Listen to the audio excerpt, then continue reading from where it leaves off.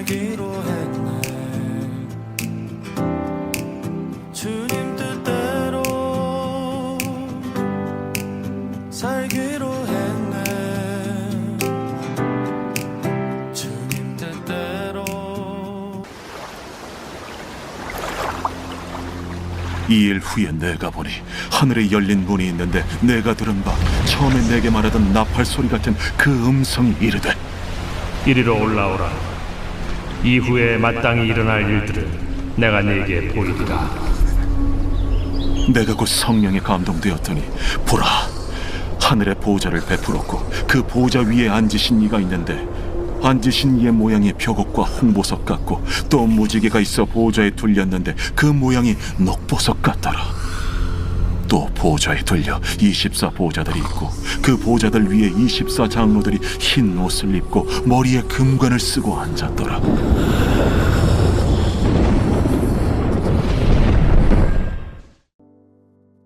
오늘 본문인 요한계시록 4장은 이 일 후에라는 접속사로 시작하고 있는데요. 이 일이란 요한계시록 1장에서부터 3장까지의 내용을 가리킵니다. 요한계시록 1장에서 3장은 이제까지 살펴봤던 것처럼 로마 제국의 치하에서 박해를 받고 있었던 소아시아 7교회에 주님께서 하신 말씀을 기록하고 있는데요. 오늘 본문인 4장부터는 말씀을 들어야 하는 대상과 또 말씀이 선포되는 장소, 또 말씀이 다루는 주제가 바뀌게 됩니다. 4장부터 주님께서는 7교회가 아닌 계시록의 저자인 요한을 향해 말씀하십니다. 또 당시 요한이 갇혀 있었던 반모섬이 아닌 하나님께서 계신 하늘 주무대로 이야기가 펼쳐지게 되죠. 또 3장까지는 지금까지 일어난 일에 대한 말씀이 주를 이뤘다면 4장부터는 앞으로 장차 이루어질 일들에 대한 말씀이 이어지게 됩니다. 그에 앞서 오늘 본문인 4장과 이어지는 5장은 일종의 서론 역할을 하고 있는데요. 오늘 본문에서 요한은 하늘에 열린 문 하나를 보게 되고 그 문을 통해 하늘로 올라오라라는 초청을 받게 됩니다. 오늘 본문 1절 말씀입니다. 일 후에 내가 보니 하늘에 열린 문이 있는데 내가 들은 바 처음에 내게 말하던 나팔 소리 같은 그 음성이 이르되 이리로 올라오라. 이후에 마땅히 일어날 일들을 내가 내게 보이리라 하시더라. 하늘과 땅에는 일종의 벽이 놓여 있습니다. 둘 사이가 구분되어서 막혀 있는 것처럼 보일 때가 종종 있죠. 하나님과 창조 세계, 또 하나님과 사람, 천상적인 존재들과 지상적인 존재들 사이에 엄격하게 구분이 되어서 막혀 있는 것처럼 보일 때가 있습니다. 하지만 하늘과 땅 사이에 구별이 있다라고 해서 둘 사이가 완전히 가로막혀 있는 것은 아닙니다. 성경을 보면 특별히 이스라엘 백성들이 민족적이고 신앙적인 위기에 놓일 때 이사야나 에스겔, 다니엘과 같은 선지자들이 하늘이 열리게 되는 것을 보게 되고 또 하나님께서 이스라엘 백성들에게 하시는 말씀을 듣게 되는 은총을 입었다라는 것을 알 수 있는데요. 요한 역시 마찬가지였습니다.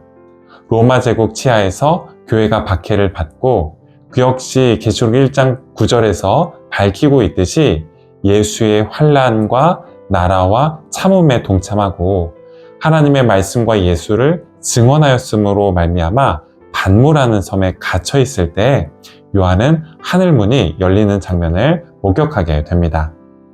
그리고 그렇게 열린 문을 통해서 요한은 먼저 하늘 보좌에 앉아 계신 하나님을 만나 뵙게 되는데요. 오늘 본문 2절부터 3절까지의 말씀입니다.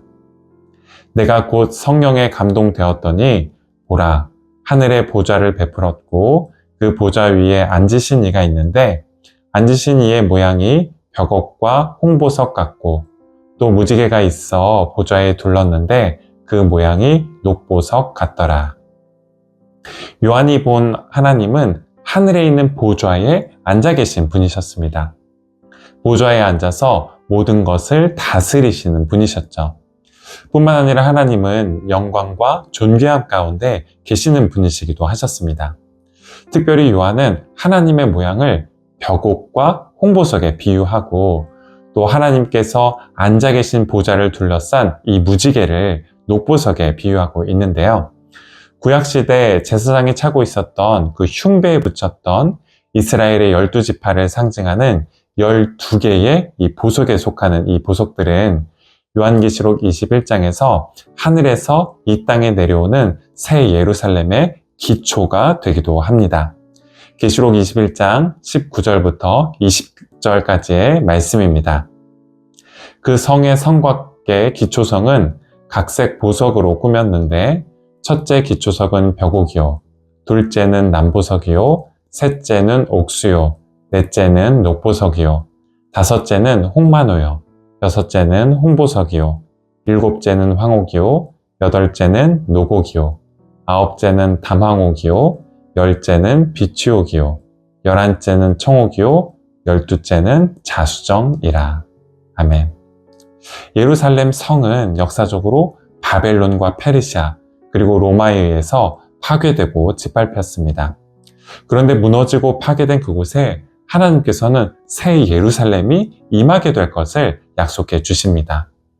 하늘에 계신 하나님의 모양과 보좌를 닮아 있는 벽옥과 홍보석과 녹보석으로 파괴된 예루살렘의 기초를 다시 삼겠다라고 약속해 주셨죠. 다음으로 요한은 24명의 장로들을 만나게 되는데요.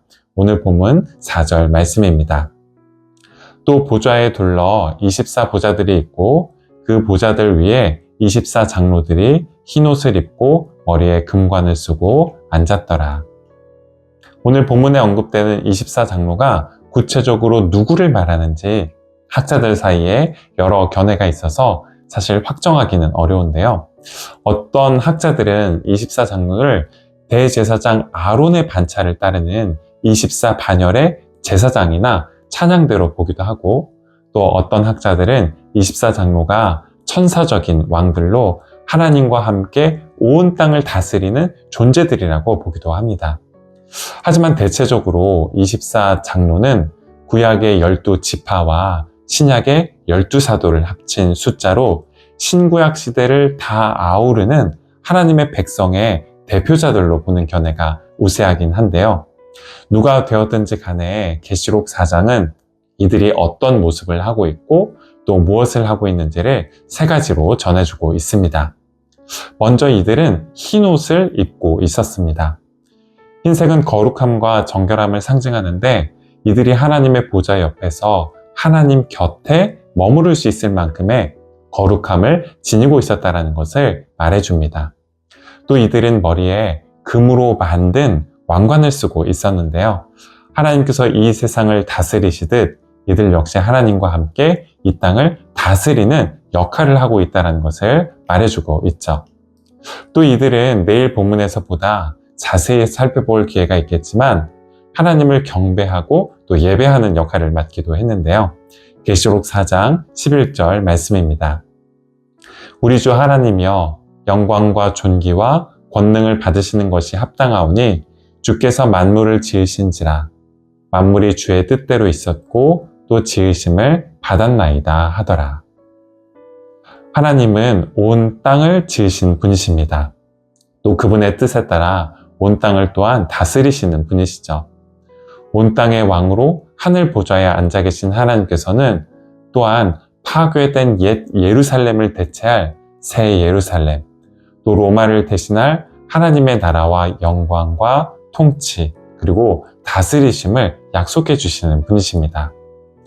요한이 그랬던 것처럼 하늘의 보좌 위에 앉아 계셔서 영광과 존귀, 또 경배와 찬양을 받으시는 하나님을 바라보면서 오늘 하루 하나님 나라의 백성으로 기쁨과 소망 가운데 살아가실 수 있는 저와 여러분이 되시기를 바라겠습니다. 함께 기도하시겠습니다. 주님은 온 땅과 하늘, 바다와 그 가운데 거하는 모든 것을 만드셨고 하늘과 땅 아래 있는 모든 것들의 경배와 찬양, 예배를 받기에 합당하신 분이십니다. 주께서 이 모두를 사랑으로 지으셨을 뿐 아니라 또한 사랑으로 돌보고 계시기 때문입니다.